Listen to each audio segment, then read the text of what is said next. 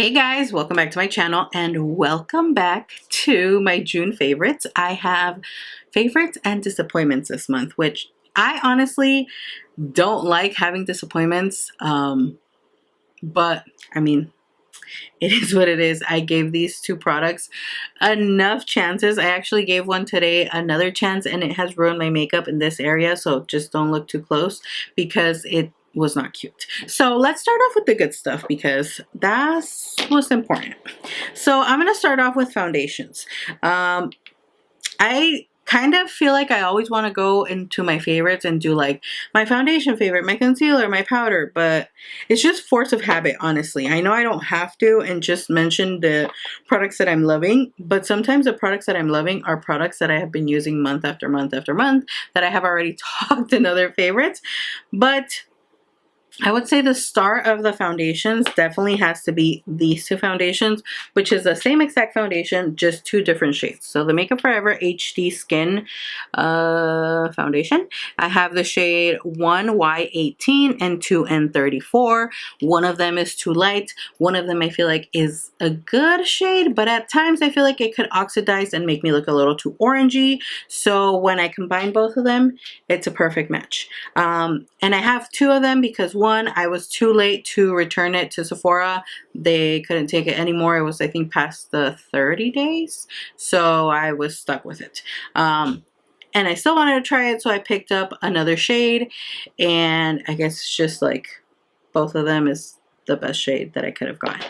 So the combinations that I have been doing is that with my darker shade, I like to mix it with, actually no, with my lighter shade, sorry. I like to mix 1Y18 with Too Faced Born This Way Light Beige, the 24-hour undetectable super long wear foundation, such a mouthful. I only have this little baby one that I got as a sample in Sephora because my other one back here is completely done. I need to pick up a full-size bottle. Last time I was in Ulta, they didn't have my shade. I was also looking for the concealer. They didn't have it. But this has been the perfect combo, and I think I also love that these foundations work well with all my other foundations. So they're perfect mixing foundations. And I feel like lately that has been my thing for months now.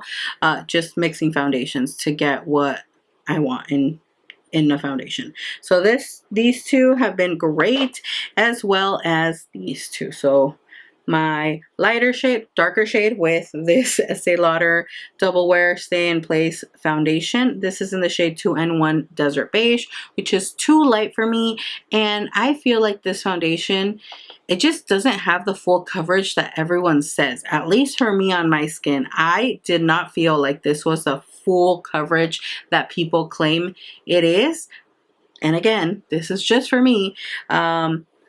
But I also forgot to go back and return it, so I just ended up keeping it. It's a good combination foundation. It's not a good foundation to wear on its own for me, so I combine it. And I have been combining these two because it's just perfect. Now, concealers, I'm still on the hunt for a good concealer. I'm just going to put it that way. Same for a good full coverage foundation. I'm still on a hunt, but I have been loving the Anastasia concealer and the Magic Touch concealer in number 7. I definitely think I need to go down a shade because it is starting to look too close to my skin tone. And I just want something more highlighting under the eyes or illuminating. And this is, the formula wise, I love it. It's full coverage. It doesn't feel cakey or heavy, but I just need something a little bit lighter. Still been loving it. Took this to Vegas. This is what I use.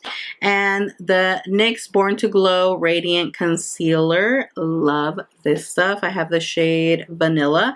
This gives the perfect glow to my under eyes, but it doesn't make them look like, how do I explain it, like too glowy, and it's not like super incredibly dewy, but it also has coverage, which I personally can appreciate. I thought I wasn't going to like it because of the like glow in it, but I actually love it for that. Okay, so I last week went to Vegas and it is hot AF, like beyond. It's a different type of heat over there. Although here it's feeling the same way. Now that I was over there in the extreme like heat, I feel the same here in California. Like the hot days have been hotter than any other years. Like I can't even take it. And that only goes to say that I have finally accepted that this is my tried and true Holy Grail powder. I already know that I love it, but I hadn't used it for a while because I purchased other powders that I wanted to try out. And I bought this before going to Vegas because I was like, you know what? I just need to have something that I love, that I feel good with, and I took it. I opened it over there. I think I used it the second time I did my makeup, and I noticed the difference from the first time to the second time. Like, the makeup looked flawless. My pores were blurred. Everything looked perfect, and my makeup lasted. And let me tell you, my makeup lasted until like 5 in the morning the next day that we got to the hotel. 2 of the nights. So that says a lot. That says everything. And then we kind of walked the strip on in the day, in the heat. And my makeup was like looking good. So that's all I have to say. This is just tried and true, and it's a Maybelline Fit Me Loose Finishing Powder in the shade 05 Fair. Another powder that I really liked, and I am loving it to carry it in my purse, to touch up when I need to, is the e.l.f. Camo Powder Foundation. I have used it as foundation, and it is okay. It's not long lasting on my skin. I feel like for powder foundations like this, you have to have, I mean, you don't have to, but if you want to get that finish that you see on TikTok and Instagram where they do the one swipe and it's perfection, you literally have to have no pores, no texture on your skin. And that's just the truth, because I can go and do that, and yeah, it looks nice, but it doesn't give me that same look. You can see my pores, you can see my imperfections. And we see TikTok and Instagram people like, this is the best powder, end all be all, take it, just swipe, perfection. And yeah, on their skin it does look like that. They have like baby butt skin. I have texture, pores practically all over my skin. So I can't get that same look. Does it look nice? Yeah. Does it last on my skin? Absolutely not. Do I use it on top of my foundation? Absolutely. And then it looks really pretty. So another thing I like about this one is that it actually is a little compact to where I can carry the puff that I actually like to apply the powder with, which is these little like velvet puffs that everyone's using. They're using them for a reason. They are amazing. Another thing that I can say about these, it's another favorite, honestly, is if you don't want to add more product, just take the little sponge and dab it on your face, and it will absorb any oil, excess oil that you have on your skin without adding more product. So if you don't want to look super cakey or add more product, just do that with this little puff and it's perfection. I love doing that, but I also love that I can carry it in here and don't have to carry like a separate little bag like I do for my Charlotte Tilbury. And might I add that to me, the formula of this compared to the Charlotte Tilbury is very similar, almost dupe-like. And I say dupe-like because this is a lot more affordable than the Charlotte Tilbury, which I do love, and I also carry, but I also carry it in a little pouch with another little pouch with my sponge. So that's like my if and or but for that one. And for this one, it's just that the powder is a little bit more powdery, and it gets a lot of like little loose powder when I dip my brush into it, as opposed to the Charlotte Tilbury one. But I feel like they both have a but, so I would say that, you know, it does give off, you know, a dupe vibe. Now, I am obsessed with the Beauty Crop BFF Brow Friends Forever brow gel. Grow and Groom. I don't know about the growth, but I just use it to groom my brows. It has castor oil and vitamin E. I have like 3 little brows. You guys know. If you guys have seen my tutorials, I show you bare face, nothing, not even brows. I have probably from here to here brows. This stuff keeps that little nub of hair in place, because let me tell you, those 3 little hairs, they be wildin'. I'm doing my eyeshadow and they're like whoop, whoop, whoop, whoop, with the brush back and forth, and I'm like, excuse me, can you guys stay in your lane? This has helped. I was using the NYX brow glue. One of you guys mentioned, I think here on my Spanish channel, that you guys didn't like that because it never dried down. And I actually never paid attention because sometimes after I finish doing my brows, I go over them with powder. So I guess that would set down the NYX glue, brow glue, and I never noticed that it didn't set down if I didn't do that. So I tested it out and it really doesn't set down. Like, it doesn't get hard, it doesn't set down, dry down for a long time. And this, put it on, fix it, it's dry. Good. So I'm loving this. And I think I got this in my glossy box, one of my glossy boxes, and I'm obsessed. Next favorite, Kiss Lash Glue Liner. Guys, oh my goodness. If you struggle putting on your lashes, you hate the mess of the glue, this comes in so clutch because there is no more mess. No more mess. Now, if you struggle with eyeliner, I suggest you pick up the clear one. They do have a clear one, which is on my list to pick up. I think it's like clear or white. I mean, but if it's white, I hope it dries clear. This stuff is amazing. I haven't struggled to put on my lashes since I purchased this product, and I was already over it. You guys have seen a few videos where I don't put on lashes. That was because I was just over lashes. I have wore my lashes more now than ever, and I feel like I have nothing on because there's not extra chunky glue. There's nothing. Like, just do my line, pop on the lash, and I'm good to go. I put a little bit of glue sometimes on the lash, and I just feel like they really do stay on. And I'm saying, after being out all night long, going from club to club in Vegas in the heat, yawning excessively, and that's an issue I had with my dual lash glue, that whenever I would yawn, my eyes get watery, and the inner corner of the lash would just, it'll be like, no girl, I'm not holding on to those tears, and it would just unstick. And that's the most annoying thing. I haven't had my inner corner lift since I used this glue, like, at all. Literally, my lashes will stay on until I'm going to take them off. Sometimes the next day, which that says a lot. Bomb. I can't say anything else other than try it out for yourself. I hope it works out for you as amazingly as it works out for me, because I have been loving this. I finally finished opening the pack of Essence / Princess mascaras that I had. This was the last one because I went through, this one's like drying out, like already dead. The blue one is done. This is the one I opened. Previously to this one, I opened the coral one, and that one I didn't like the brush, the applicator, so I gave it to my mom. I didn't even try it. Maybe, you know, it would have worked out, but I just wasn't comfortable with the little brush applicator. So this is the Sculpted Volume Lash Princess, which is like the lavender purpley one, and I love this one. I think I like this one a little bit over these two, the like aqua or like teal mint, it's mint, and the blue.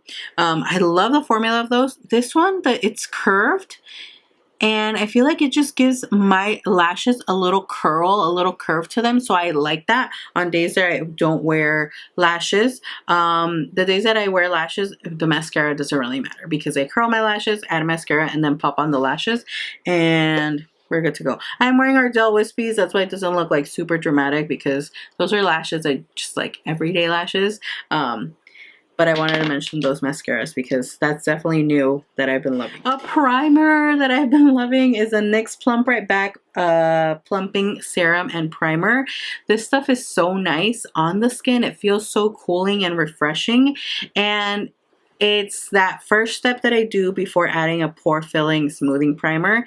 And I love it. This adds so much hydration to my skin, and that's just perfect. And I've noticed that when I add a hydrating like jelly primer like this one, the e.l.f., the Hard Candy, that just adds the moisture that my skin needs so that it won't produce more oils or extra oils. And I tell you guys, it's important that even though you have oily skin, moisturize your skin, because that way it'll help you produce less oil, because your skin is already moisturized, hydrated. It has that, you know, moisture that it needs, so it won't be producing so much oil.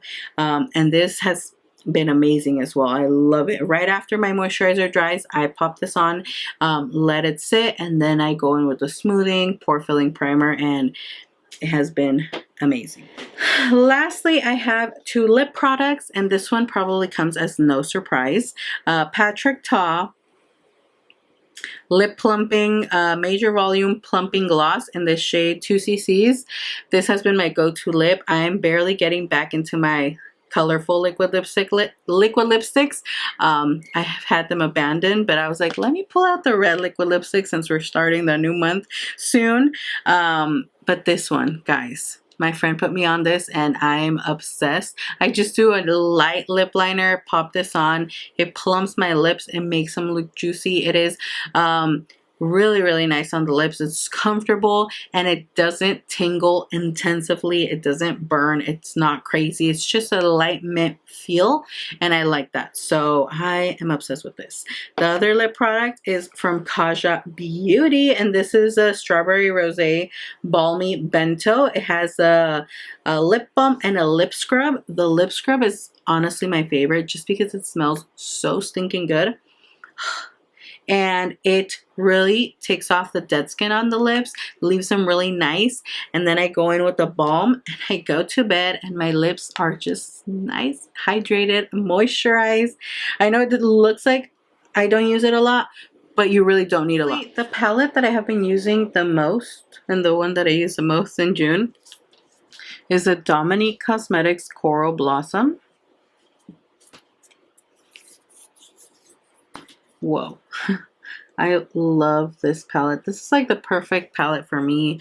I usually do very like corally, orangey colors in the crease, and this has this perfect one right here and this one down here. The browns and like this reddish brown down here is beautiful. The corally shades are gorgeous, and the 2 palettes that I took to Vegas are my palettes that I always show you guys. Artist Couture Supreme Nudes and Tres Luz Beauty Flor de Mexico palette, I think it's called. Those were perfect. The 2 perfect palettes I could have taken to do the looks I wanted to. Brown smoky eyes, shimmery eyes. Those palettes were perfect for that. But this one is the one that I use like the rest of the days of the month and I love it. This shade right here, Mariposa, has such a beautiful like corally pinky duochrome shift to it. Love these type of colors. So this was definitely my go-to palette and I'm glad I found it at Ross for $14.99. Now the 2 disappointments I have. First one is from Figs and Rouge and it's their Satin Soft Blurring Primer and Finishing Fix Ultra Prime. Guys, I have given this enough opportunities. It just does not work. It literally looks so patchy in this area. It was balling up and crumbling off my face and it dries down and it leaves your face feeling stiff, not even like hydrated, nothing. And it's like a blurring primer. I saw absolutely no blurring in this primer on my skin, like nothing. It's also super liquidy. I don't know if you guys can hear that, but super liquidy. It just, I don't like the formula. I don't like the texture of it. It does nothing basically for my skin. It doesn't even hydrate it. So this is definitely, I'm done trying it. I'm done ruining my makeup with that primer. So the next disappointment is this NYX Bare With Me Concealer Serum. And at first I did like it, but the more I used it, the more I noticed that it picks up my foundation. And I tried it with different foundations and I just don't like that it does that, especially in this area. I hate when concealers pick up the foundation from that area because it kind of looks like splotchy and patchy, like you have really nice coverage and then you have something missing here. It's just not a cute look, not something I like. It does brighten the under eyes, but the whole removing my foundation, I just can't get with it. Also, I hate this style of concealers, like the pump ones, because it's just so annoying to control the amount that's coming out. Like you might get too much, and then if you get too little and you need more, then you end up pumping out too much. You still end up wasting product, and I just do not like that about this concealer as well. So I will pass it on to someone else, mom, cousin, maybe it'll work out for them, because it just did not work out for me. And that's basically it for my favorites and disappointments of the month of June. Let me know in the comments if what product was your favorite. I did not turn the ringer off. What product was your favorite, or what product you tried that you did not like? I love chit-chatting about makeup with you guys in the comments. So yeah, thank you guys for all the support, and like always, I will see you all in my next video. Bye.